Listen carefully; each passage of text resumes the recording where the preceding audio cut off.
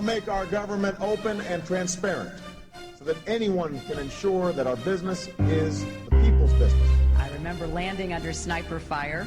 There was supposed to be some kind of a greeting ceremony at the airport, but instead we just ran with our heads down to get into the vehicles. I will close Guantanamo. I will restore habeas corpus. You're listening to Part of the Problem on the Gas Digital Network. How can you be the freest country in the world when you lock more of your own people in cages than any other country in the world? The lesson of 9/11 should have been to never fund another young rebel group in this part of the world again. America started as the smallest government in history, and it's become the biggest government in world history. At the end of the day, it's all about freedom. Here's your host, Dave Smith. Why, hello. How are you? Hope you're doing good. Welcome to a brand new episode of Part of the Problem. I am, of course, Dave Smith, joined as always by Robbie the Fire Bernstein. Welcome. It's good to be with you. It's good to be with you, Rob. Yeah, bro, I'm drinking a beer, so you know that means it's a special episode, because I only drink beers on special episodes of Part of the Problem.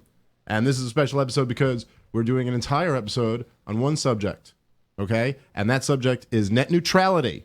It needs it. Quote, net neutrality, because I don't even know what the fuck that term means, really. But that's what this, that's a good way to start a podcast. We're doing it on a thing I don't really understand. But I've gotten actually a ton of requests to talk about net neutrality. I don't think we've really ever tackled it too much on the show. And now, of course, it's back in the news, and I've seen a bunch of my friends, my left-wing friends, posting about it, which has gotten me all worked up.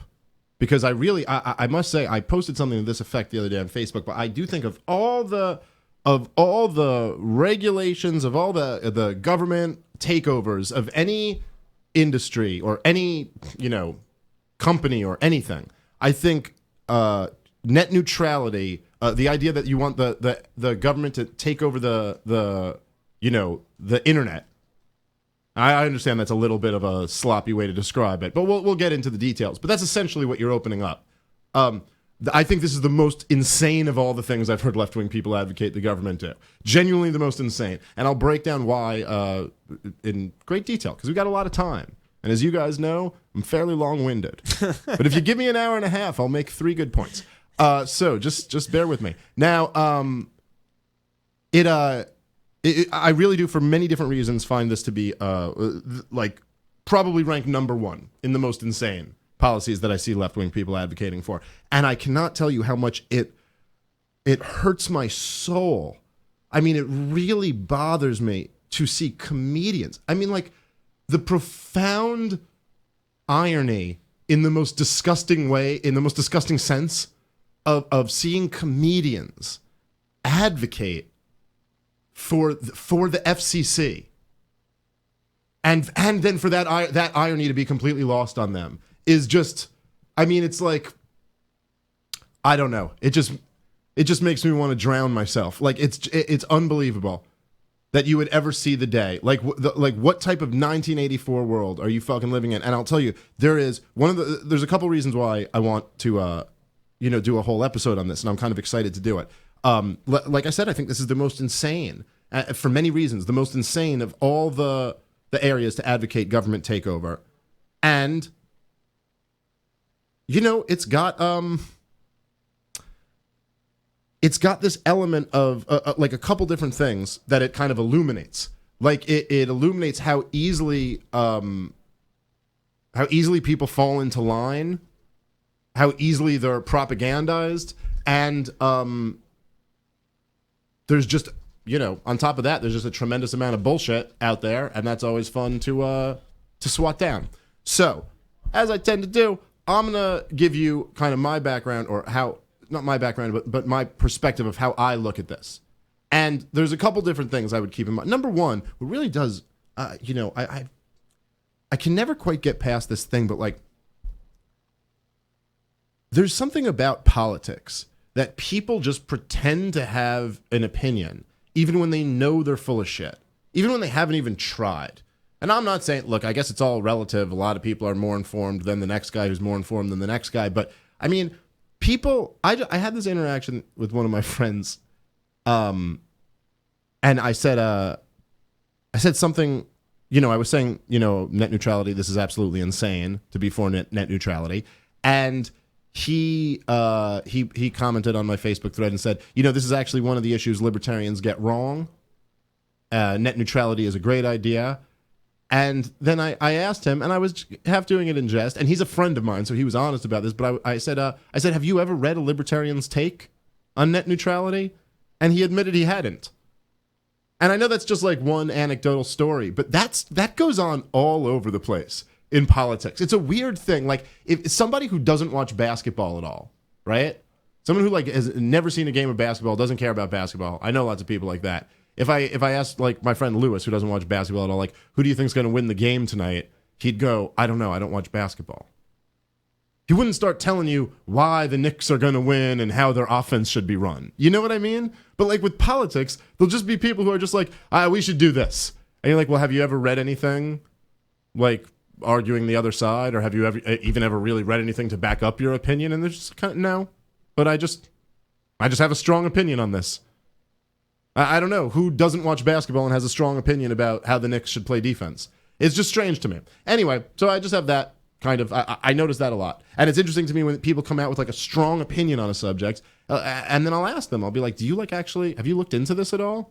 And they'll be like, no, not really. Are you anti things being neutral, Dave? Is that what you're trying to say to me here? Right, so it's like, is that what we're doing? Are we just having like a conversation based on like like the most surface level of this? Anyway, on top of that, there's this interesting disconnect where I feel like if I have a lot of these people, like friends of mine who are like comedians and who are fairly left wing, and we're like all comedians, especially funny comedians, all kind of have this camaraderie, and we're all kind of in the same fight together, and I love all these guys, but it like infuriates me, that they can be promoting some of this stuff, and I find it very like sad in a way, and I think mostly the feeling like.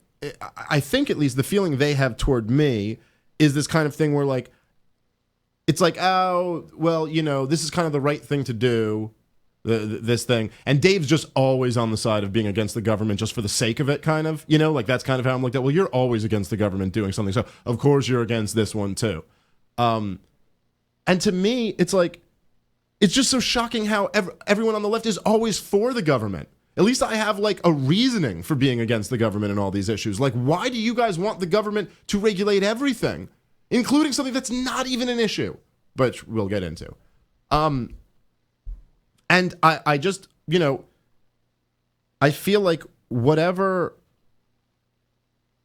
I might be arguing, the case for government and why things are very bad with the government, I feel like I always have a lot of examples to use and a lot of principles to back that up. Whereas all this stuff, all the demonizing of the market is always done with like, I don't know, it turns into, okay, and it seems to me like anytime anyone on the left wants to regulate something, they turn into like, it's like who can write the most like dystopian novel about what the free market would do, and then we just start getting into this like one rich person would rule over all of the internet and hoard it over these people.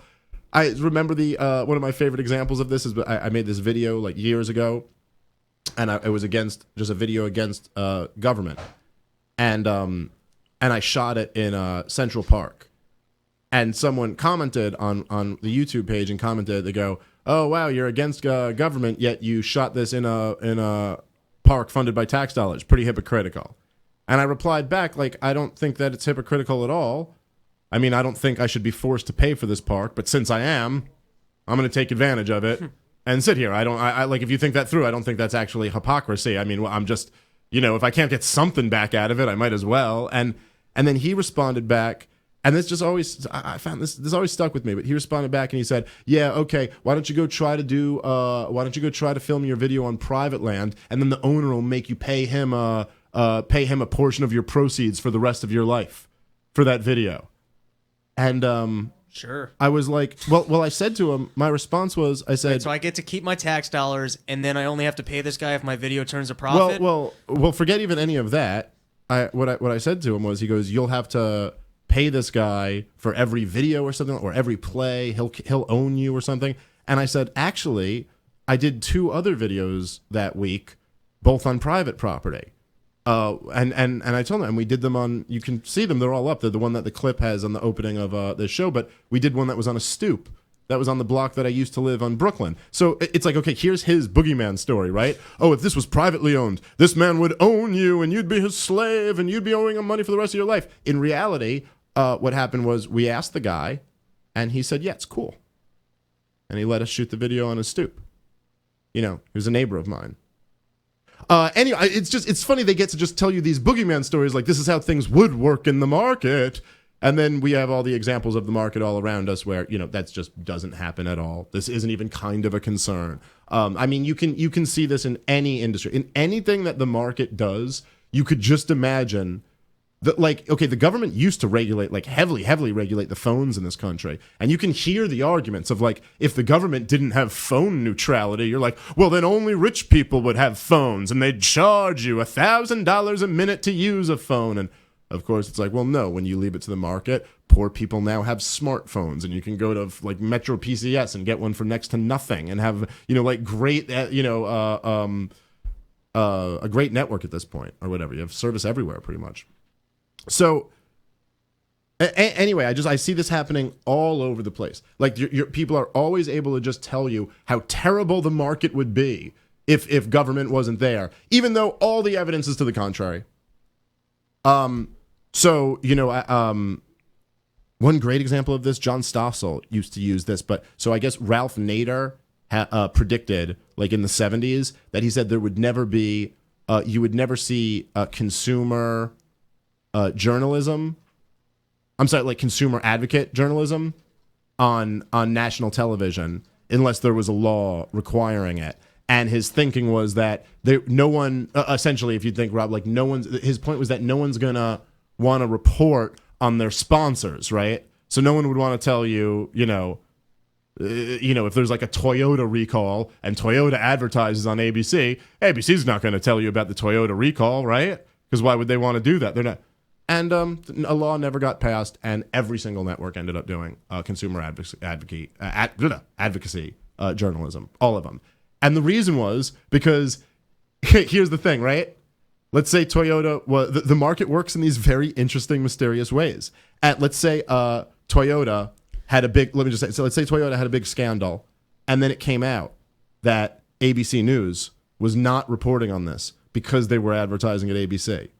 Now ABC's got a huge scandal over their head. So actually there's this market pressure for them to be like, look, it's really important that our viewers think we're doing honest journalism, so we actually have to report on this. I watch CNN because if my car's going to explode, they'll actually tell me.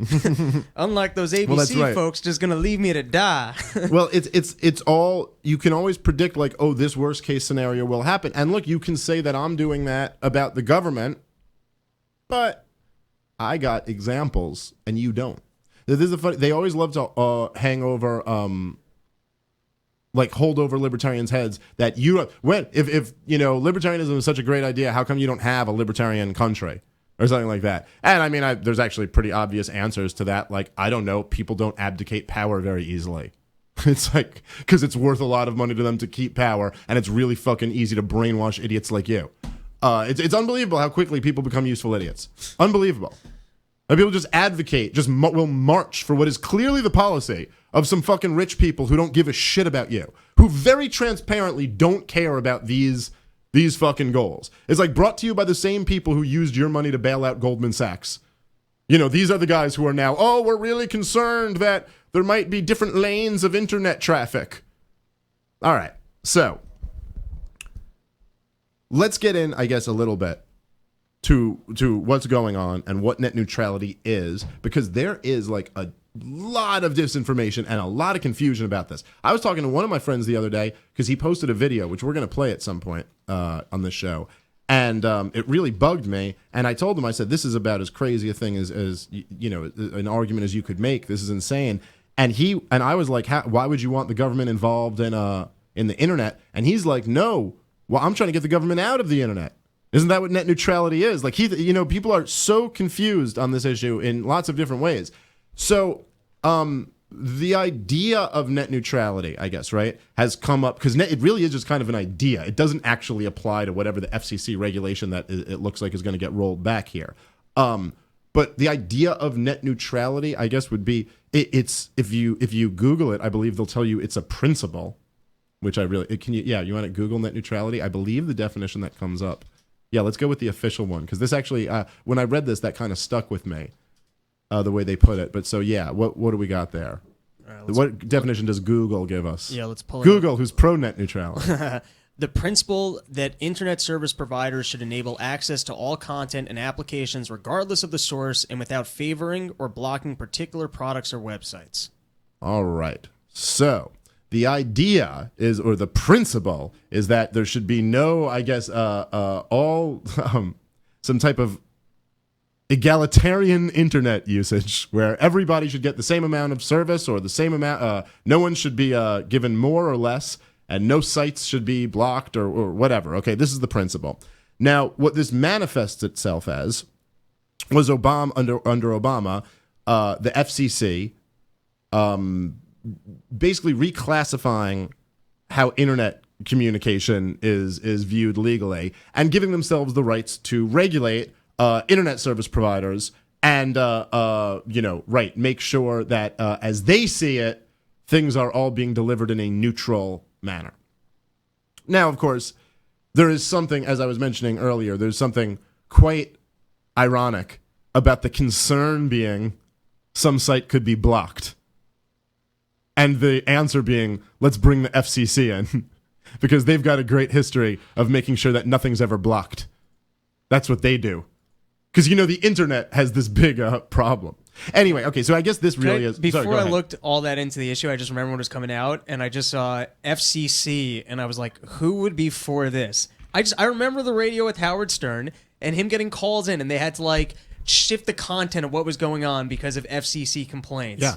That would bring us just back in time. I'm actually surprised that the internet wasn't more censored after net neutrality was approved, because I just know how vicious the FCC has been in censoring stuff and the Christian America lobbying the FCC to try and wrangle in content that they don't want us to see. And who wants that internet? Who didn't see the FCC and right away go, oh, that's not that. I don't want that. Well, this is what's so crazy to me about this. It's like how they're able to get everybody cheering this on.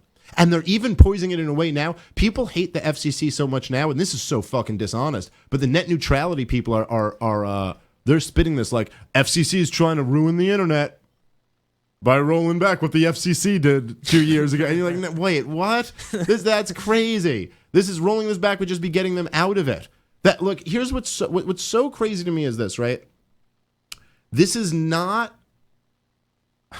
I guess even in all the areas that I disagree with people on the left, where they'll say the government should run this, or the government should run healthcare, the government should run education, the government should run this. It's, they'll at least with healthcare, there is a big crisis right now. Now, of course, I think what's a big problem here, and this, we got a lot to talk about here, but I think one of the, if there is any degree of a problem, what it revolves around is the government monopolies that started. Okay, like the cable companies and internet companies have been very monopolized by law for different areas, and that stuff does have bad market effects. But much like the original Interstate Commerce Act, the original Interstate Commerce Commission, it was formed to solve these problems in the railroad industry that were caused by government intervention to begin with, so it's. This is what happens. The government mucks something up, and then they say, oh, well, we got to come in and take this thing over completely. And that's the only way to solve it. Well, this to me is the big fallacy, is that essentially the internet's killing it. And we can all recognize, wow, this thing is unbelievable. Yes. It came out of nowhere, and it's incredible. And now some people are going, oh, this thing has become really important, and if something's important, it's got to be under government watch. Yes, so which is such it's just a logical fallacy. You literally just watch something crush it in your lifetime because it was undisturbed. Yes, that's right. So you were you're looking at something that is when you say it's killing it, I mean, it's like It's one of the greatest achievements of humanity. It's unbelievable. It's been the greatest equalizer, the greatest information tool that's ever been invented in modern history. I mean, it's like it puts all the knowledge at the tips of the fingers of all of these different people. In terms of access, it's just going up and up and up and up. It's obviously just doing phenomenal. It's been around for a very short period of time. The internet. I mean, look, if you want to really trace back the actual beginnings of the of the internet, I don't know exactly where you start. Like, I don't know exactly Al what Gore. you could start. Right, it starts with Al Gore. But I mean, really inventing computers. Computers were pretty big. Like, that was a pretty big prereq. And then I think the very, very beginnings of it are like in the 60s and then in the 70s and 80s. But really, it's not till the 90s when the World Wide Web is invented, and that's pretty much. It's almost fair to say that's like when the internet kind of starts for most people in terms of the way we understand the internet. And so we've been around. It's been around since I think 92. The World Wide Web comes out, and so we've had a few decades, and it's unbelievable how much it's grown. So you're talking about advocating a solution to a non-existent problem that we all know is not an existent problem. There's nothing. There is absolutely no problem, and it's utterly ridiculous to say that any of us have like a major problem with access to internet. To internet. We get it. We all high speed. It's faster than it's ever been before. Now, it's also not like healthcare in that if you didn't have access to healthcare, you're not gonna die. Well, that's right. Here's the other thing is that it's not even like you're not even talking about like slow speed access to the internet, which is really what more of the kind of like legitimate uses for the internet are probably. Like, oh, you can do whatever type of research you can do. You can learn whatever you want. It's like even theoretically, the argument would be that your like House of Cards doesn't stream as fast for you. I mean, hi, is this Uncle Sam? I'm having a hard time watching porn on my computer. But it's unbelievable that you have this thing that's I mean, like, it's as big a success story as you can imagine, and people will still look at it however they want to. But I've heard people say a lot. Well, they'll go the internet. If you celebrate the internet, they go, "Oh, it was created by the government." Right? Just so you know, the internet created the government, and it's like, it's literally like if the government made like Pong. And then they were like, the game Pong. And then they were like, hey, free market, what do you think of the game Pong? Can you improve any on that? And then the market came back with like Madden and Grand Theft Auto and like all of the like most spectacular games ever. And you were like, well, government made video games. Like the government gave you literally Pong that if anything would have been used for their military to more efficiently kill people somewhere. And now... Instead, the market, when turned over to the market, they turned it into the greatest information highway you could ever imagine. So, to fuck with this success story is pretty nutty to me. And like I said before, it's all kind of based around these like what if type scenarios, that aren't happening at all. And wait, sorry, go ahead. Forget not happening at all. Even if their what if scenarios were happening, there's nothing detrimental. That's right. That's right. And it's really not that crazy. I mean, look, the system you have right now, right, is that they charge people based on how much broadband they use, right? So I was just talking about this with Lewis and Ralph. So they use like whatever I have, my service, I have like 5G at home, and that's good for me to like, I can get, Netflix and whatever I want to watch, and it's fine. Everything works very well and very quick. But for what Gas Digital does, they're using a whole bunch more of this space, which is a finite resource, and they're using a whole lot more, so they charge them a little bit more for that. There's no problem. I'm right here with Gas Digital. They're the little guys. They've come up. You know what I'm saying? Like and there's nothing that in these last 2 years the FCC did to make sure that they weren't getting screwed out of that. This is all staying the same. Like these companies have no interest in not taking their business, but of course they got to charge them if they use a lot more. So they charge them for it. Seems completely fair. Seems completely like if you go into a supermarket and you buy a lot more stuff than the next guy, you're going to end up having a higher bill. It's not just that, but the alternative would be that they couldn't run a business because someone said, hey, everyone's got to be at a same playing field here. Well, quite possibly. And then you could be some old person who doesn't use the internet, but you have your allocated amount. It doesn't even make sense. Right. So it makes much more sense that everyone pays for what they take. And within reason, I don't really see why anyone has a problem for that. Now, again, it's really crazy. You're making a good point, but I think both of them almost need to be hammered home separately. So the number one point is that these stories that you're trying to come up with are not at all what's happening. Now, by the way, I agree with what you were saying, but just to there's a little bit more nuance to it because some of the horror stories would be bad things, and some of what they're saying are like they wouldn't let websites on, and they wouldn't let you have access to certain I've heard a lot of this talk. That now without this, what if certain what do they call it? ISNs, right? Internet service networks, or ISPs. Sorry, internet service providers. Sorry, guys, it's the new term I have to learn. But they're saying the internet service providers. What if they could say, oh well, we're not going to let you in this one website, which is something that's just never happened. It's never once happened. They're not blocking any of these fucking sites. Now, funny thing is, the really, really funny thing is that for all this horror talk, so just dealing with that one first, right? These dreaded scenarios.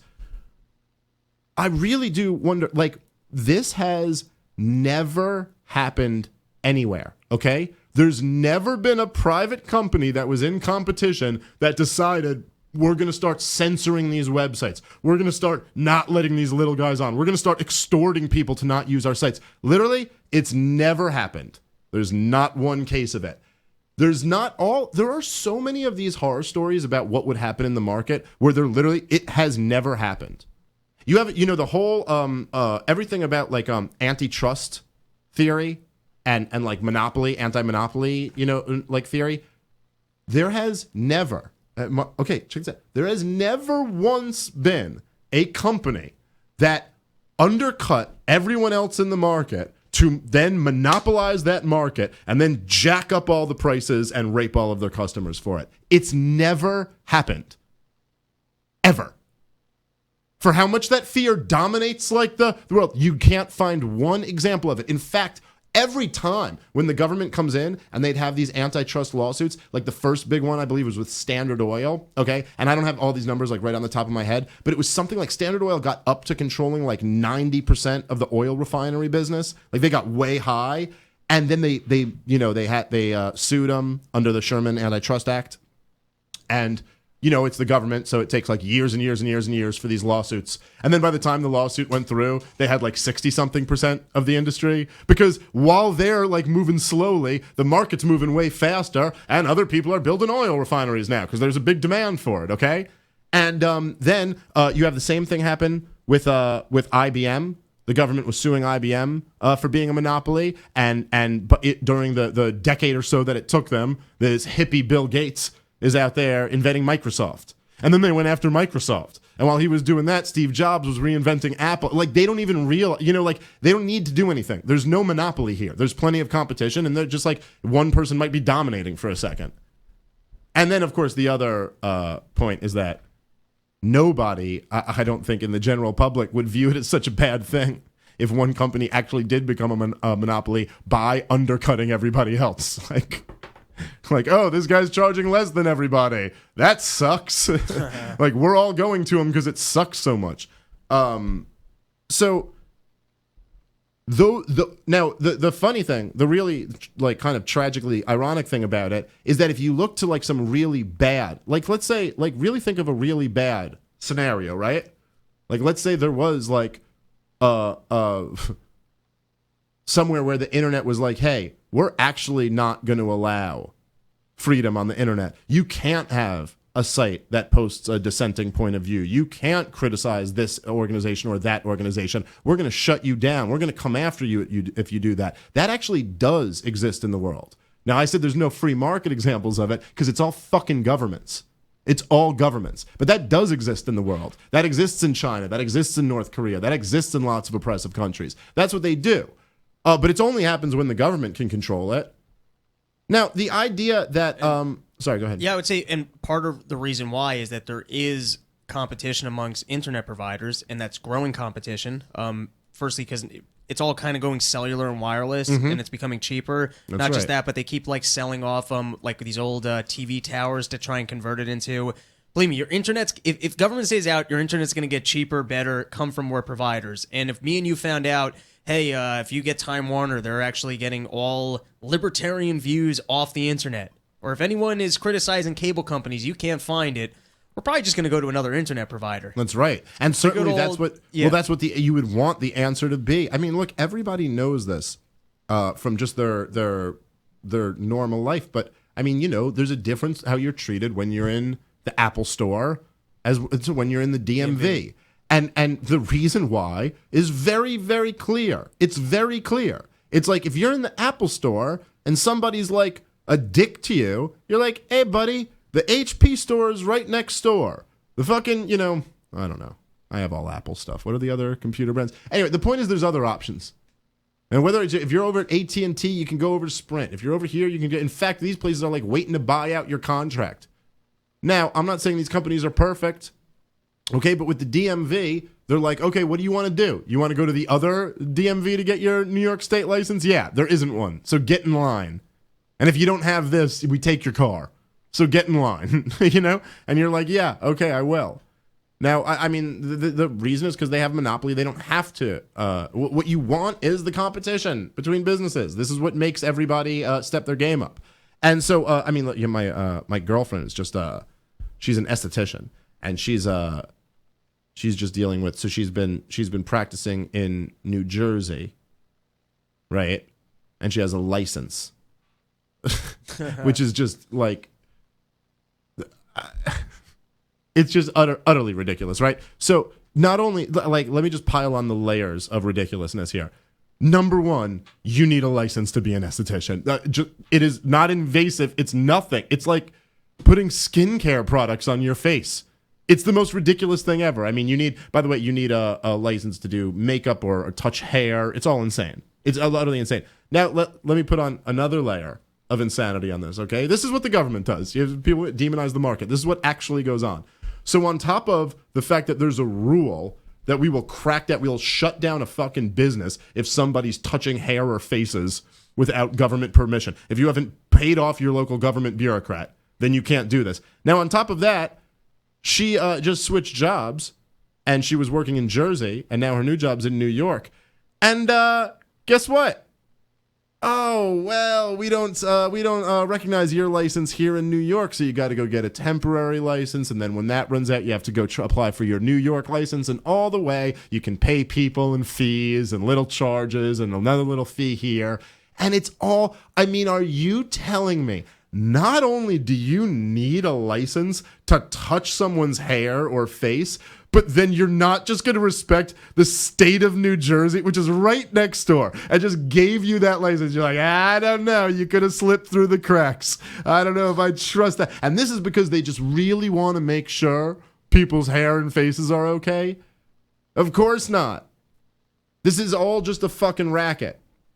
And what you have going on in these things, right? Here's so more or less what's going on. The only real problem that's brewing, and this is something that Murray Rothbard taught me, and it really is one of the things that not only I think I was already converted to being a libertarian, but really solidified it in my mind, was that he was going he made this point, okay, and he was saying, if you look at the way, like when there's a government policy or a government regulation, like let's say when a regulation comes in, a lot of people the story always goes, we had so-and-so, it was a big problem, and so then we had a regulation to make it better.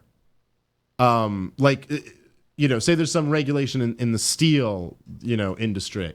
There'll be more or less like the story is like, oh, we had a problem in the steel industry, and then we had a regulation come in to try to solve the problem. But if you actually go back and trace it, and you can, and Murray Rothbard was one of the few historians who did, but if you actually, and he was much more than just a historian, but if you actually go back and trace it, it's not like any of these regulations, like you can see where they come from. And they don't ever come from, it's not like the people ever rose up and are like, I mean, at least 99 out of 100 times, it's not like the people rose up and were like, there's a real problem in the steel industry and this needs a regulation. 99.99% of the times, they were lobbied into existence, and you can see who lobbied for them and who those lobbyists were working for, and oh, wouldn't you believe it, it was a steel company that was behind that regulation. And you can go back and look at this, and what's driving these things are not, it's not, at least it doesn't start as a grassroots effort, although they're certainly able to whip some people up, but it starts as the fact, look, here's the only problem, is that although people are paying for bandwidth and people are paying for what they use on the internet, and certainly before net neutrality, and now if it's rolled back, that will continue to happen. Certain companies, Netflix, I believe, being the worst offender, have been using so much that it has been causing some problems. Now, when we say this, it's relatively speaking. As Rob pointed out, the internet's been killing it. It's getting better and better and better. But there have been some problems at times where I saw one study at one point. It said something like 70 or 80% of all internet usage was Netflix. Like, it's insane. I think on a typical evening, 40% of all internet traffic is Netflix. It's unbelievable how much Netflix is using, and companies like Netflix are lobbying for net neutrality because they don't want to be charged for the proportionate amount of the internet that they're using. Now, look, how this whole thing is going to shake itself out, I don't know. Look, even if you look at the cable companies, which were all fucked up, so much of it was because of the monopolistic nature and these horrible government rules that they had. Like, basically, where if you know anything, like you'll live in an area, you usually don't have that many options of cable providers. Many times, certainly here in New York City, there's only one that'll come to give you cable. And even with those cable providers, when networks are having fights with them, right? They will quite often come to agreements. Have you seen the thing where, Fox was off Cablevision for a few weeks, and then they come back to an agreement because you know what? You don't, at the same, look, let's say, here's the natural market force and how it exists. Can an internet service provider go to Netflix and say, hey, Netflix, you're using whatever it may be, 40%, 30% of all of my total, internet usage. I got to charge you a little bit more for that. Sure, that can happen under a market situation. However, if they start to say, demand too outrageous of a price, what Netflix can do is say, no, right, we won't pay that. And then they leave. And now your internet company has to go or not that they have to tell you, but it gets around pretty quickly. This one doesn't have Netflix. They don't work with Netflix. And, the fact that 30% of all the internet was going toward Netflix kind of indicates that a lot of people really care about Netflix. So this is obviously there is going to be some balance here that the market allows you. But the idea that that we need net neutrality to protect the little guy hasn't been threatened here at all, man. It's actually really insane. Well, not just that, but it's been provided to the little guy at an unbelievable rate. Also, charging Netflix more theoretically could help the little guy, because let's say you only want the most basic part of the internet and it's expensive to you. So if people are using more of the internet and start paying a premium to get that for quicker, then they get what they want for quicker, and you can have what you want for cheaper. Yeah. Yeah. Pretty cool how the free market works, huh? It is unbelievable. But it's unbelievable that you're talking about, when you were talking about the numbers, I don't know what percentage this is, right? But you're talking about, what is it? It's a public utility is what the FCC reclassified the internet as, and it's all it sounds nice. And of course, the internet does provide all of these wonderful things. But even if you actually look at the numbers, right, the staggering numbers that Netflix takes in, and that's not even including so that's just Netflix alone. How about all of their competitors with similar type systems? So you throw in your Hulu, which is also a huge company, as Amazon has a service, HBO Go, YouTube, Showtime, Anytime, HBO Now. There's all these different sites, right, for that. Then those are just, by the way, we're just naming the legal ones. Okay? Then there's all these illegal sites where people are basically doing just as kind of, I'm not like shitting on watching a show on Netflix, but it's not, as you were saying before, this isn't healthcare to a dying baby. This isn't like something you can even argue is of such importance. This is, you're talking about streaming Netflix. Now, when I'm throwing in the illegal sites, not only is it just an activity, but you're also stealing, okay? And that's a huge part of the internet, okay? So now I've just got the Netflix, the Hulus, the Amazon Primes, all this stuff, right? Now throw in porn. That's another huge portion of what's streaming on the internet. And then you look at all the numbers, and there's one guy who's reading. Yeah, like really? What you're talking about, the government has to get in there so you can watch Netflix and jerk off? Like the one guy reading will find a way to read. It's This is why I say it's the craziest thing that people are advocating. Like the government must get in there. The FCC. This is a public. What is it called? Jesus Christ! I keep forgetting the. Public utility. Public utility. All these things, of course, are ridiculous. There's always like everything about the idea that the government would have to step in and protect anyone here. Netflix is not a vulnerable party. None of the people who they claim, in terms of like the little guys, are being hurt at all. As I said, there's like it's just unbelievable that if there had been a government program. And the government program was, let's say it came around in the 90s, and the government program said, we're going to get internet access to as many people around the world as we can. They couldn't have dreamed of having the success that the market's had in the last 30 years. And then they have the nerve to come along and say, we have to make sure the internet stays the same. Let's do that. Let's play that video that I had, because this really bugged me, and this really shows like how much bullshit, how much misinformation is out there about this. And just to keep in mind, a few more facts, just in case we're not being clear enough about this. Okay, this is something that went in like less than 2 years ago to effect. Okay, less than 2 years ago. So we have the entire history of the internet up to the last couple years, and then we're just going back to that system. Keep that in mind, and just listen. So this is, I told you before, there's something about. And I guess in a way, it kind of represents the moment we live in. But comedians arguing for the FCC. So this is a video from College Humor that I saw a few of my comedian friends posting on Facebook. It drove me bonkers. Thought I'd share it with you. We'll pause it a few times and break some of it down. So let's get into it. I'm taking you down, Darth Vader. Bruce, I am your father. Hi, I'm Adam. And I'm Emily. We make funny videos on the internet. But soon, we may not be able to. That's because all right, let's pause already. Neutrality is in jeopardy. I mean, okay, now this video obviously is trying to get a couple laughs and be, funny and a little bit silly, and then they're also trying to make a point, something I can relate to, and I'm quite fond of.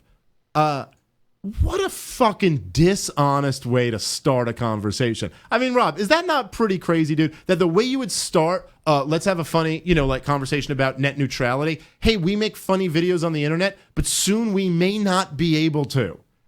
Your right to make internet videos is under threat right now. YouTube might go away. That's how you would describe what net neutrality is. I want to know who's coming after them. It seems bonkers. Now, listen, are we, just honestly, look at this video and tell me, are we having any type of honest conversation, or is this not just the liberal, dystopian fantasy of the market? And it's what that internet comment was to me. He would charge you for every YouTube play, and he would do this, and you're like, oh, actually, he just said it's cool. Like your idea of the market versus reality. Let's start with, so this is net neutrality. Okay, let's just get into this. Are we having a conversation in reality or liberal fantasy land? Net neutrality is the principle that says that ISPs, these assholes, can't discriminate between different types of traffic. That means that whether you're a bedroom music producer, a couple with an amateur porn site, or just someone with a great startup idea. It's like Dropbox for your food. Okay, can you pause it for a second? Hope it works. Okay, so let me just say right away, there's something that bugs me a little bit about the left. Like, I rail against the government all the time, but I don't voluntarily interact with the government. If the government, okay, obviously it wouldn't be a government if it were voluntary, but like, let's just say like they stopped forcing me and I continued to fund this government in some sense. That would make me kind of look bad, right? It's unbelievable how they'll go like, the internet service providers, these assholes. Like, how many of you guys don't have internet? How many of you guys don't use the internet? So okay, I'm not saying I love every company that I work with, but like, how much can I shit on Apple when I have all of their products? I use all of their stuff. I clearly enjoy the service they provide. So honestly, again, as you kind of said, it's very easy to sit here and shit on everyone who's provided us with the internet. Just saying, it has been the greatest equalizer known to man. It's not just their capitalist assholes. It's also the biggest success story of the last 30 years. The other thing that makes no sense in terms of this logic is this video has 3 million views. You guys are free content that is creating the desire for people to go onto the internet. If you're a new company and you come around and you create some unbelievable product, you think the internet doesn't want your product out there? You're free to them. They have no risk. Every time someone sits down in their basement and goes, hey, I'm going to create some new service, the internet has no risk in going, okay, see if the market likes it. And if the market likes it, all of a sudden, they capture all the traffic. Yeah. Do you understand the stupid, who's preventing new products from getting to the internet? That is their business model, is that you can go to the internet and a new product might take off that everyone's going to love. Yeah. What's crazy is what they're going at in this video here is almost like, yeah, we got to protect those guys. And then actually on the opposite of that is like someone like a YouTube, a Facebook, or a Google actually has something to protect. And that they're trying to make you very specifically use their services as opposed to it's so backwards. That's exactly right. All right, let's continue with their video. Works out. You get access to the same users as Netflix, Facebook, and Amazon. On the internet, anyone can succeed. But America's ISPs want to set up a pay-for-play system where rich companies pay extra to get to those users first. Clicks. All right, cough it up. I didn't really bring my wallet. Back of the line. Let's go. If this happens, instead of the wonderful playground of innovation it is now, the internet will become like cable TV, where you can only get stuff that's been pre-approved by a bunch of old rich guys. Ooh, love what you're all doing. Ew. I'm also gonna need you to lose the women and the ethnics. Maybe consider Pause it. your cat in here, huh? That's what got me. I'll tell you of the whole thing, that's the one that really got me. Now, I know when I mentioned that story about the internet commenter, and I'm like, he's like, if you were to film this on private property, they'd rape you and charge you $1 for every piece of air you breathe into your left nostril. Like, okay, I know I was just bringing up that retard, but is this any different? This video, you said, is millions and millions of hits? Is that any more sophisticated of an answer? What a bunch of horseshit. I mean, is it not just obvious that the left just used this racist and sexist bullshit? Bullshit. This is the fantasy that the internet will become a rich guy doing a shitty Trump impression, going, lose the ethnics and the women. What? How the fuck did you manage to pull the racist and sexist card on this net neutrality issue? That shit is fucking weak, man. It's just people are so... This is why people don't take this seriously anymore, man. It's just fucking ridiculous. That's where... You're right. Because that's what in 2017 in America, if left to their own devices, Verizon would probably come out and say, hey, you know what? Fuck women and faggots and blacks. That'll win us a lot of PR popularity. Right. Like, what? If we don't have the FCC take over everything, all of a sudden, the evil of humanity will come out. Right. Except up until 2 years ago, the FCC had nothing to do with this, and this whole scenario that you're talking about never happened anywhere. Ever once. Right. Why didn't this happen? Can anyone answer me that? Can one a proponent of net neutrality tell me why, before Obama got this fucking thing in 2 years ago, how come no one ever did this? How come Mr. Trump there never kicked out all the women and ethnics? Because I think the internet is about the most fucking open place for anyone to have their dialogue. I don't know if any of you guys have been to like Salon or Jezebel or Everyday Feminism or any of these sites. They're all, by the way, none of you motherfuckers are getting kicked off Twitter. This is all a fantasy in your head. None of you motherfuckers are getting shut down on Facebook. Yeah, that's actually the culture. That's the culture you think we live in. That they'd be like, yeah, get rid of the women and the ethnicities. What's actually going on around you, it's really amazing to be in show business while liars like these guys who are in show business, in comedy, portray this as the image. Do you know what's actually going on in show business with every single major corporation? They're like, please give me women and ethnicities. Please. We will skyrocket them past everyone else. We're dying for them. It's a fucking unbelievable. But if the FCC doesn't start running shit, like when did you guys start just praising authoritarianism at every front? Yeah, the FCC will come in because they're fairness. That's what you'll get out of them. That's what a hilarious argument, by the way, because I hadn't thought is that hasn't happened once. We've been free with the internet, and this never happened. Not to mention his exact example of cable TV, like you said, they're promoting women and minorities. I seem to remember BET being a station for a long time. Every movie, Wonder Woman. But aside from all that, I would just turn around this joke of let's put in control of the FCC, and then it's some Christian person going, okay, no more shows that include sex, no more shows that aren't praising the Lord, no more. Is that the content you want? This video you just made with two people fucking in it? That's right. Yeah, that's right. You're preaching for censorship while pretending like a censorship that doesn't exist was going to happen. Well, that's what I was trying to get at before, where I say, they'll say like, oh, well, where's this like anarchist libertarian country? And you're like, well, we've never really had one, I guess. We've had countries with, larger degrees of freedom, like all of the successful ones. And then we've had countries with less degrees of freedom. But hey, while we're playing this example game, like I was saying right there, where's the example of this ever happening in the market? Where's the example of the free market monopoly that ever actually fucked everybody over? Where is it? Where's this example? Oh, you want an example of where a government's ruined the internet? You want an example? Like, do you have any examples of where a company in the free market killed 10 million people? You got an example of where a government, a company started a world war? Because I got plenty of government examples of those. Anyway, I mean, this stuff to me, it's like unbelievable that you can just like I'm seen as the guy who's like always making it out to be like a boogeyman story about the government. But I'm just like telling you, like, no, everywhere the government takes over, it's fucking cancer. And this is genuinely like a fucking cartoonish boogeyman. But they're like making an art, like this is the argument that they're making. This is what the internet could become. All right, let's play some more of this video. And you know what? Let's have Shia LaBeouf host a podcast. He would look great in headphones. 10 years from now, your internet bill could be a bigger fustercluck than your cable bill. Pause it. Our basic.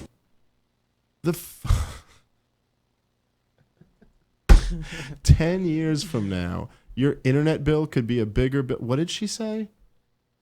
I don't know. Bring that back. Bring that back just a second. This might be my favorite quote of the whole thing, and I didn't even pay attention to this the first time around. Just like a second back on that. Right there. 10 years from now, your internet bill could be a bigger fustercluck than your cable bill. What was it? Bigger than your cable bill. 10 years from now. Oh my God. Listen. Okay. So 10 years ago, when there was still a fair amount of people who didn't have cell phones interacting with me in my life. And having a Nokia flip phone was like the coolest phone you could have. You remember that? Hell Rob? yeah. 10 years ago, what a phone was. And if I had held that thing and started going, hey, 10 years from now, here's what your phone bill's going to look like. Well, let me tell you the truth, okay? Here's the truth. My phone bill is cheaper than it was 10 years ago, and my phone is 200,000 times more powerful. Now, I don't know if you want to talk to just like a couple people who are not experts in the field who have any understanding of the field, but maybe understand how ridiculous it is for you to sit here and start talking about what 10 years in the future is going to look like with the internet and what your bill's going to be, and pretend that any of us fucking know. The foremost experts in the world don't know what the internet's going to look like in 10 years. And who are you to just sit here and say, in 10 years, it's going to be this way? It's gonna be. If we don't do something now, in 10 years, your bill will be out of control. It'll be crazier than your cable bill. Okay, well, here's the thing about cable bills, right? All those cable companies are pretty much built off monopolies, off zoning monopolies. That's why their bills are all fucked up. You know, the phone companies are providing technology to you, but they keep getting cheaper and cheaper and better plans and better services because they all got to fucking compete with each other. But Cablevision still doesn't have to compete with Time Warner, and there's your fucking problem. So roll that back. That's why your cable bill's fucked. Let's keep going. Also, so you don't have cable. Yeah, really. Really, the left wants to have a conversation about privilege. So you don't have fucking cable. Read a book. All right. Our basic package starts at $49.95. Our premium package, that includes YouTube, is $69.95. And if you want Wikipedia, that's $10 more a month. I just want to tweet about what the government's doing to my people. Then you want our revolutionary package, which is just $19.95. And then after 3 months, it'll be $29.95. Now, you might be thinking, hey, isn't the government supposed to protect me from flagrant douche-holery like this? You think that? No. Unfortunately, the former chairman of the FCC, you know, the government agency that's supposed to protect you, I'll protect you. is now the cable industry's head lobbyist. You caught us in bed together. And another former cable industry lobbyist is now the current head of the FCC. I'll protect you. How do they get away with this? So we can't trust the FCC to make the right decision on their own. That's why we need to protect the internet we love. The chaotic, awesome, often quite weird place where literally everyone's voice can be heard. Everyone's. Just try and shut them up. Let's be honest, the free, open internet is the greatest thing humanity has ever created. Ever, right?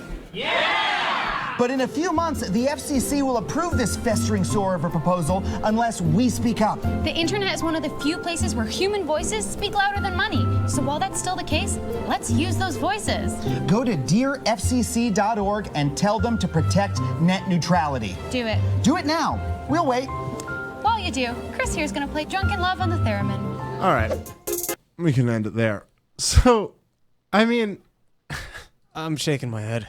It's unbelievable. But am I wrong that they're really stupid? Because they're both saying, hey, we can't allow the FCC to control this, but we're going to vote for the thing Well, no, they say and we encourage you to vote for the thing that's going to put it under FCC control, They which makes actually- me think they just didn't understand what net neutrality is. Well, that's why I start to go, like, there's almost two options here. Like, you're either being really dishonest or really stupid. No, I think they didn't get it. I mean, I have a literally tough time. I have a tough time believing that. It's like, but the argument goes something like they acknowledge the revolving door problem, which is like, right, yes, there's something to be said for that. Okay, this is kind of the point we were making. Like, but then they're like, well, since the FCC is completely corrupted, right, which is more or less the claim there. The FCC is corrupted. They're not going to regulate this on their own.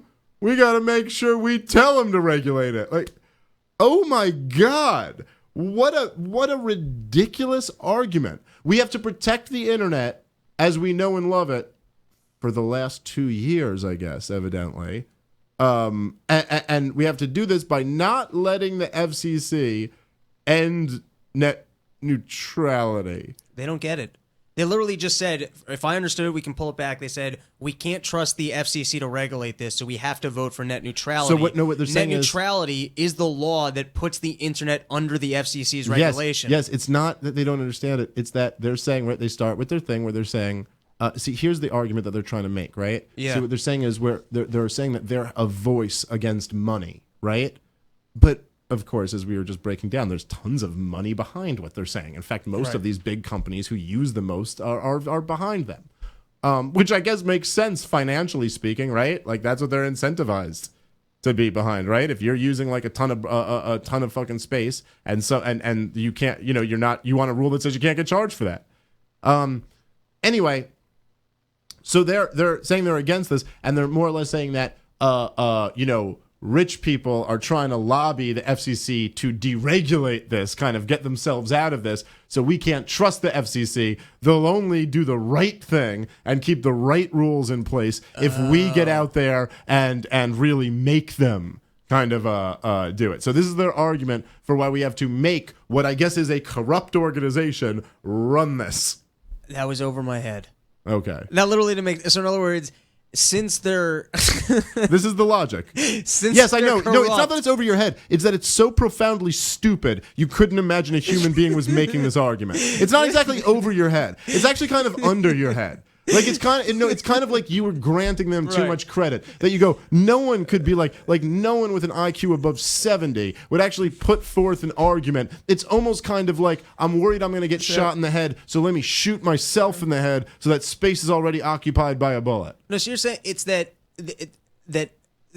we have to uncorrupt the FCC. And so lobby them to make sure that they continue to regulate this. That's right. Because the only corruption that they might have would be in their decision to not regulate it. Yes. And the funny thing is that no one even seems to, in their mind, they're against the money interests. I always wonder this about like people on the left, because in their minds, they're kind of like, we're standing up against like the corporations or against the big money or against the big money interests.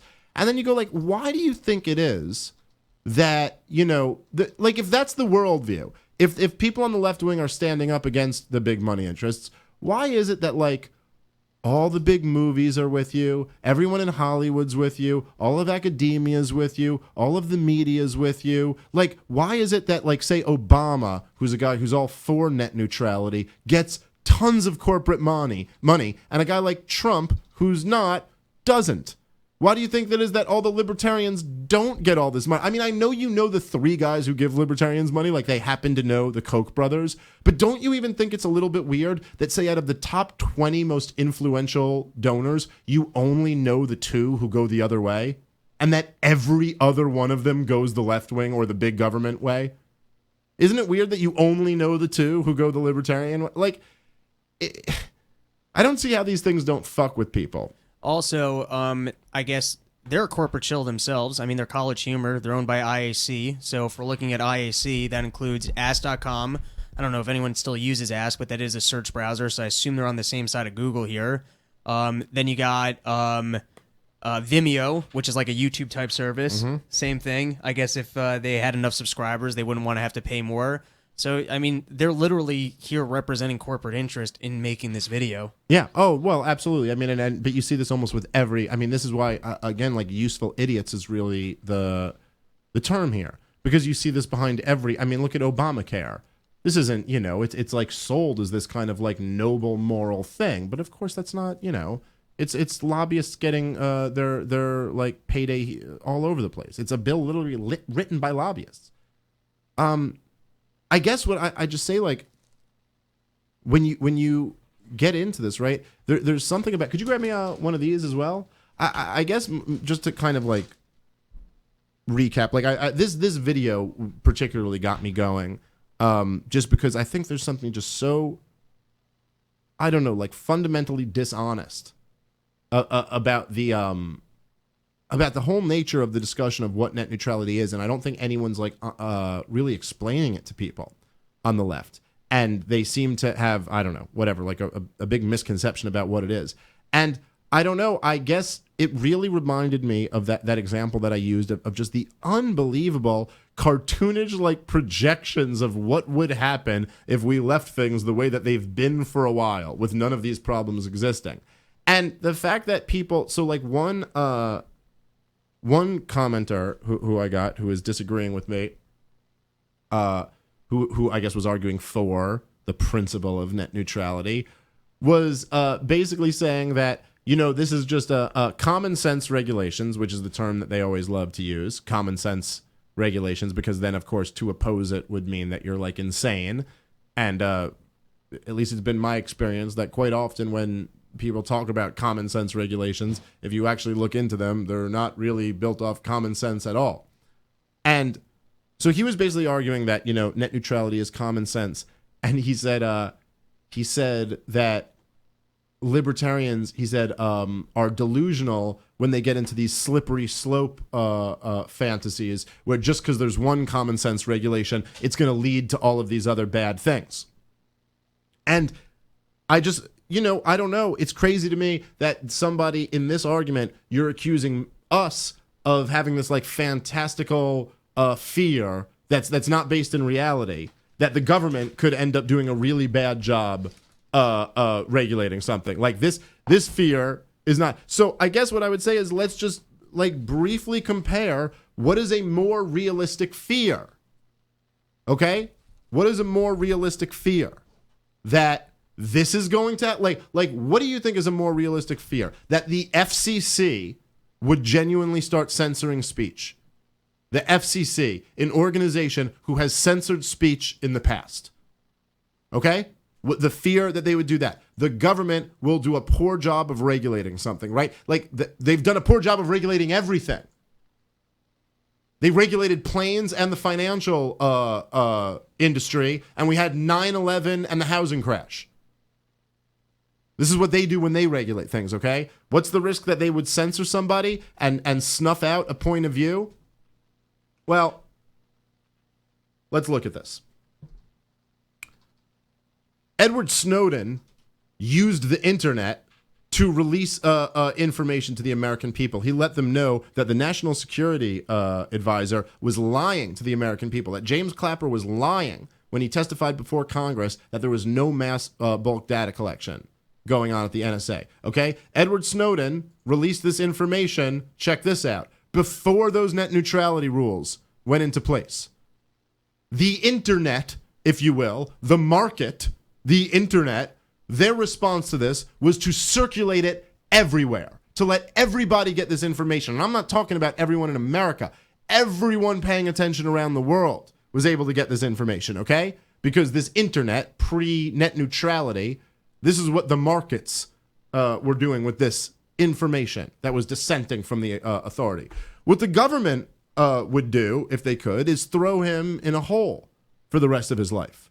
What the government would do if they could was make it so that that information never got out. No question about that. They've gone out of their way to make it very clear that that's what they would do. I mean, first off, they made it illegal. They beforehand told him this is classified. In other words, beforehand they told him, we will throw you in a hole if you ever tell anyone this. And then after they told him that, we made it very clear that if you ever come back here, we will throw you in a hole. The President of the United States has said he's a traitor. So it's pretty obvious what the government would do with the little guy compared to what the market will do with him. Again, the government had control of the television forever, right? Those stations were licensed out by the federal government. The FCC regulated the big networks. How many dissenting little guy points of view got in there? Compare that to the internet. Like, whose fear is actually more realistic? My fear that the government could continue to do what they always do, or the fear that the internet becomes this cartoonish rich guy who says no women and ethnics? I mean, who's being delusional here? Now, the other thing that really bugs me, and of course you guys listening who always listen to the show, you get this argument already, but the thing that just bugs me is how easy they're able to make the authoritarian, which is the government solution, out to be the right one. And then you're kind of like a dick for arguing against authoritarian solutions. I mean, like, so by the very nature of anything the government does, it's authoritarian, right? Like, everyone kind of knows this. These are the rules. You don't get a choice whether you follow them or not. You know? Like, Poland Spring offers you a bottle of water. You could buy their stuff or Evian or someone else, but they're like, hey, we make Poland Spring if you like it. The government, this is what you got to follow. It's authoritarian. It's not a voluntary relationship. It's telling you, it's the rules. Now, whenever the people on the left are arguing that the government should come in and do any of these things, right? They're arguing in some sense, it's all based around this word that the left loves, okay? Probably one of the left's favorite words, and this is what always in their mind justifies the government coming in. And word is fairness, okay? This is always what it's about, and it won't take you very long having a conversation with a progressive left-wing person to figure, for them to tell you that. You got to pay your fair share. This has got to be fair. I mean, I don't know, but I'm sure they used that word in the video that we just played at some point. And more or less what they're saying, right, is that if we don't have these rules, it won't be fair.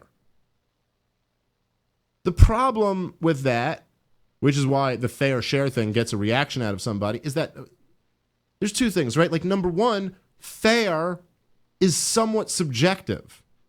And number two, life's not fair. I know that's a little bit of a cop-out sometimes. Like, people will use that term, life's not fair, sometimes as a cop-out when they're doing something unfair. They'll be like, hey, that's not fair. You go, life's not fair.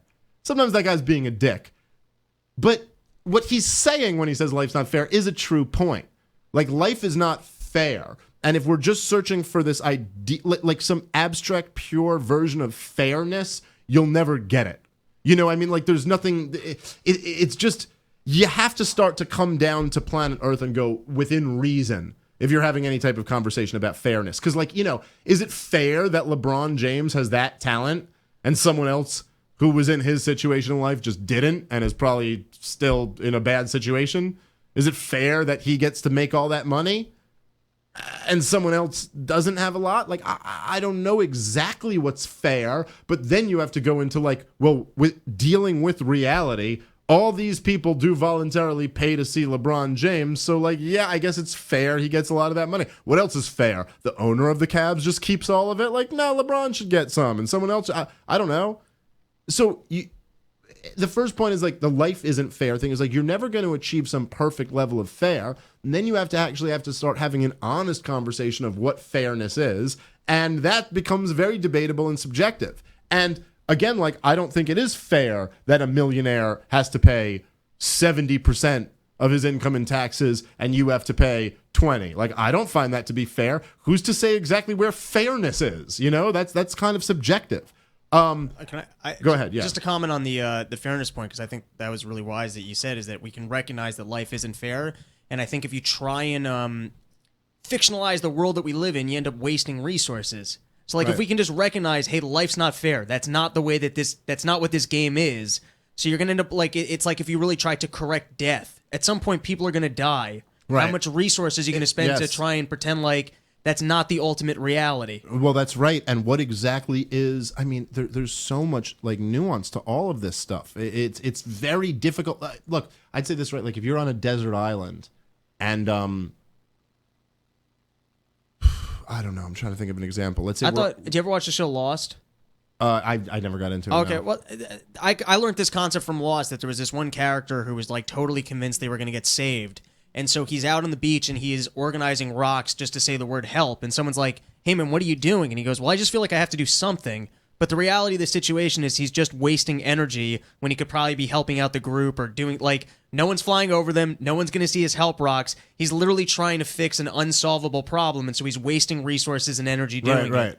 So if you try and say, we're going to make life fair, we're going to make this equal, you're going to end up just wasting energy. You're going to put, like, you end up with the socialism thing where it's like we all end up behind because you're wasting all these energies trying to make us equal, and we're not. Yes, it's an interesting example. And again, also the point there could maybe be, and I don't know the show, but it could maybe be that also, as I was saying, the kind of subjective nature of it, there's an argument there. Like, maybe there's an argument about what we should be doing or what is the right thing or the fair thing to do. Look, I'll say if, let's say we're on a desert island and I just sit around, like, let's say, right, like, we're having an argument, like, I sit around and I go, I think we should sit here by the shore and wait to see if someone comes to rescue us. And you go, nah, man, I think we got to start collecting food because no one's going to be here to rescue us. I think we got to start thinking about eating. And I go, no, we got to do this. And you do that. And then you go and collect food and come back. And let's say it takes you some work. Like, you got to go hunt or you got to go far, whatever. It takes effort for you to go do that. And then you come back. And I'm sitting there and I go, yeah, no luck. No one came. And I go, dude, how much food you get? Because I'm starving. Like, what's the fair thing there? What's the fair thing to do? It's, like, highly subjective. Highly subjective. Like, some person could sit there and be like, well, the fair thing to do is to split food.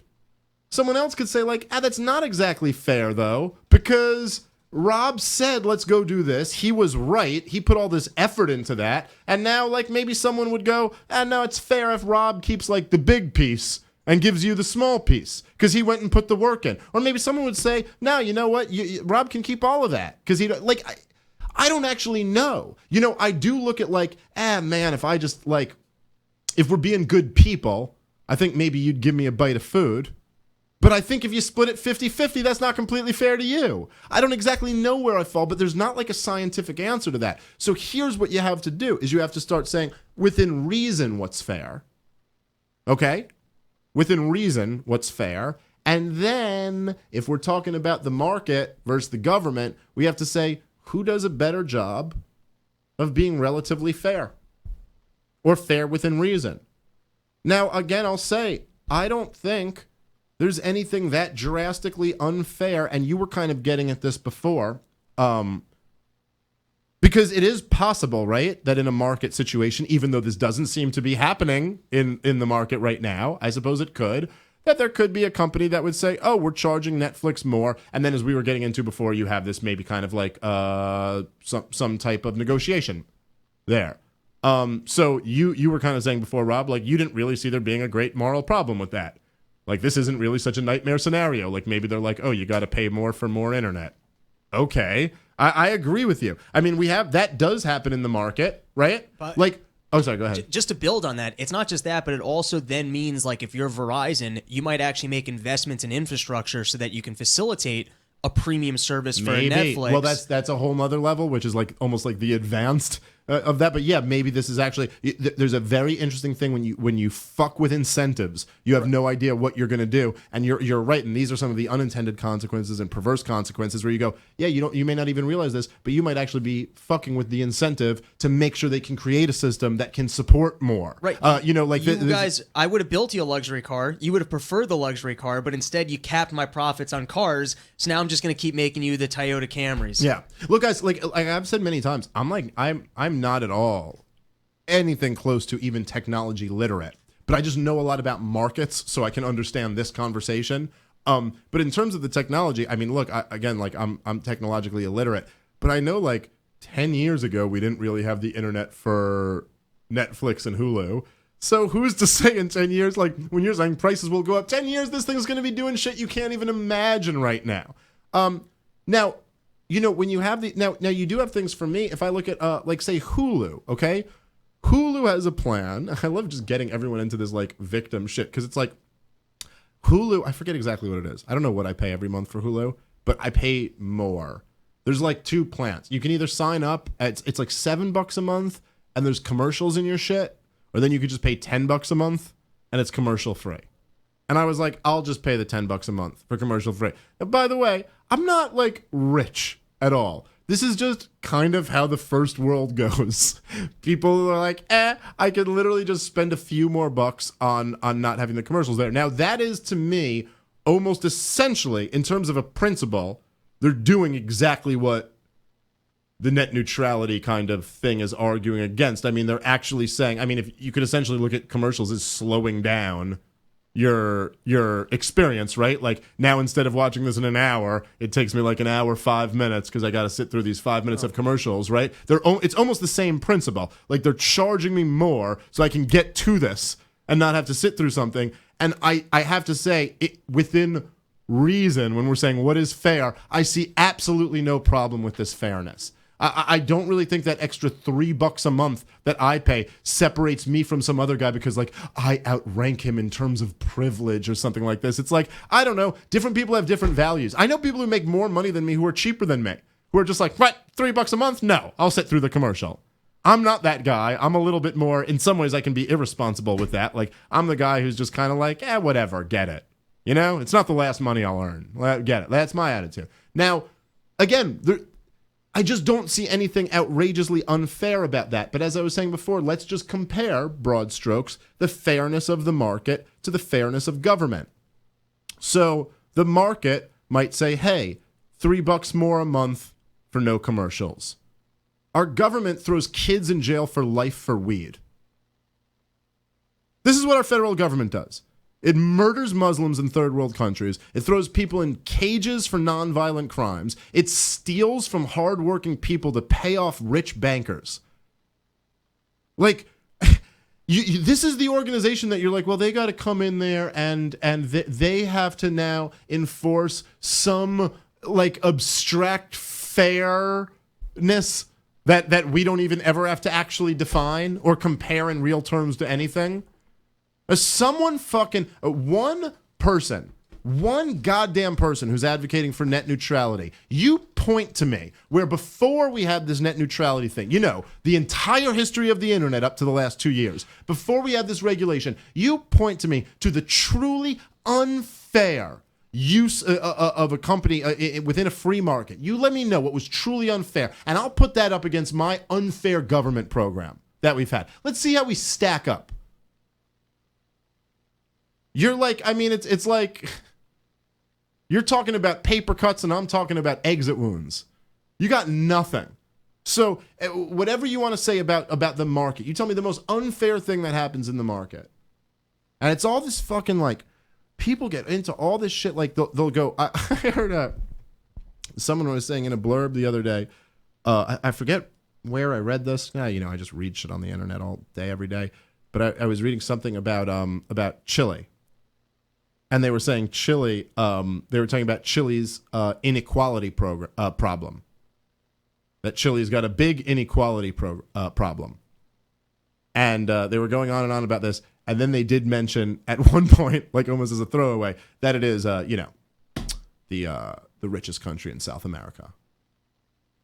And, you know, it's kind of like they love always like beating up on Chile, like Pinochet was the worst guy ever, and it's like, oh, look at these horrible inequality, that comes with the most free market country in South America, and then you're like, oh, but they're also the richest. Oh, they leave that in as a little blurb. Oh, by the way, there is this inequality problem, but the inequality problem is up here. It's not down here, it's up here. Being the lowest end of their inequality is still far better off than being the high end in these other countries. It's like, so they throw that away as a little bit of a blurb. They're like, yeah, there is a big difference. There is a big difference between Bill Gates and a homeless guy in America. It's like the biggest difference you could imagine. That homeless guy is still better than the average guy in a poor country. That's what they leave out. That's what freedom produces. It makes everybody richer, but yes, there's a gap. So they focus on this gap. I mean, it's like, I don't know, man. I mean, look, Rob, I guess you're right that there's a possibility that those guys at College Humor just don't understand what net neutrality is. But this isn't like, I'm not a fucking genius. It's not like I read this stuff and like, oh, I have some next level understanding that the average person can't get to. It's like, I don't know. I'm a guy who can think things through for myself, and these people clearly are too. So it just seems a little bit more likely to me that you're just like, it's not just that you're full of shit. They are full of shit. But it's that you go along with what the popular opinion is because you know you're going to get pats on the head. And that for a comedian to do is a fucking disgusting thing. So that is anti-comedy. Just anti-comedy. Man, imagine a comedian supporting the FCC taking over the greatest communication tool we've ever had. We've kept the internet free since its inception. It's done nothing. It's been the most powerful tool you could fucking imagine. And not just as an equalizer, not just the fact that it brings all of the, like, look, man, there's nothing more powerful in this universe than intelligence. There's nothing more powerful than like intelligence, knowledge, brain power. There's nothing like it. You could be the strongest fucking guy in the world, and that's nothing compared to the smartest guy in the world, the most educated guy in the world, the guy who actually knows what he's doing. Like, one of the huge advantages that like people who, you know, attained wealth were able to pass on to their kids, one of the huge privileges used to be, right, in the traditional version of what the university was, that they would send you to this place, right, where you would have 4 years after getting out of high school, when everyone else was going in a blue-collar work and doing some fucking bullshit job or going in the military or going into some mine or some fucking, some fucking steel mill or something, you could go and just read the greatest minds' works. You could sit in some university somewhere and just learn and read and think and learn how to think and articulate and fucking win. Like, learn how to win. This was this huge advantage, and this knowledge was only available to a very small, privileged group. And the internet took that and gave it to everyone. It gave it to fucking everyone within reason. And it's more and more giving it. I mean, it's unbelievable. It's unbelievable how many people have smartphones on them now. How many people have access to internet? If you look at access to internet in the third world, it's been going up and up and up. Okay? And not only is it that, not only is it the greatest equalizer if you really care about, any type of true inequality, or you really care about, like, poor people having better opportunities. But then on top of that, it's also been the biggest threat to power. And I think that is probably much more likely what's motivating governments to want to get involved in regulating the internet. I don't think the government wanted to control the post office because they really care about people getting mail. I think they wanted to run the post office because they liked controlling the communication center. And that's what the internet is now. The internet is the reason why people know about the NSA spying. The internet is the reason why people found out about the drone war. The internet is the reason why people found out about Hillary Clinton being CNN cheating for her, the DNC cheating for her. That's how they found out about those transcripts of her speeches to bankers where she was bragging about how she lies through her teeth on the campaign trail. The internet is the biggest threat to authority, to the true power dynamic in this country that they've ever faced. And that is much more likely what they're going to try to cramp down on. Now, if this isn't like a conspiracy, a nutty conspiracy theory that they would maybe try to clamp down on internet freedom. They've done it several times. They tried with SOPA and PIPA and whatever, all those other bills that they weren't able to get through because there kept being a lot of opposition. So anyway, there's you've got the government, you've got this tool that is a great benefit to all of mankind and a great threat to the biggest powers in government. And now all of a sudden the government wants to come in and regulate it. And I don't know, man. I'm not so convinced that their motives are they really care about people. I don't think when they throw kids in jail for drugs or they drop bombs on third world countries, it's because they really care about people. I don't think when they have a former Goldman Sachs Treasury Department head bail out Goldman Sachs, I don't think it's because they really care about the average man. I think it's because they give a shit about who they give a shit about. And I mean, I can't tell you how much I think. When people ask me, whether I'm optimistic or pessimistic about the future, which I get that question a lot, I always say, as long as we can keep the internet free, I think we have a shot. And this is the idea of any government control of the internet is a big, big move away from that. If we can end up getting the FCC out of this completely, it'd be the greatest thing ever. The greatest thing ever.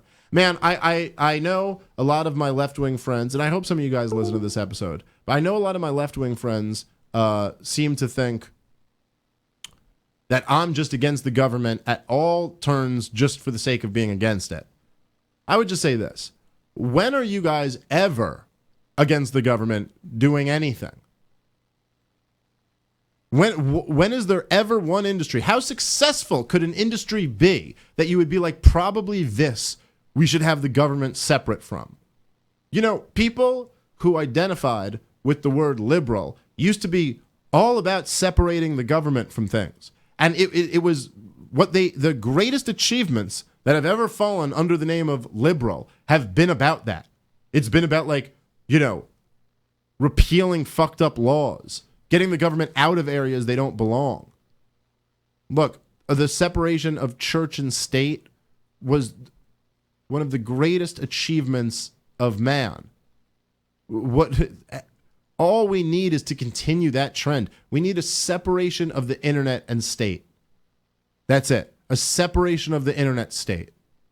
While we're at it, we could also use a separation of banking in the state, a separation of the economy in the state, a separation of healthcare in the state. There's a lot of things we could have. But let's just keep that one going. Let's separate the internet and the state. All right. That's my net neutrality podcast. I hope you enjoyed it. Please, I'd love to hear any of your feedback. Bobby Burns. Another day, another dollar. Plug your shit, my friend. Awesome episode, dude. Run Your Mouth out every Friday. Later this week, we got a Rob's Newsroom out on the states going bankrupt, so check that out on YouTube. Yeah, brother. And, of course, go check out DaveSmithLibertas.com.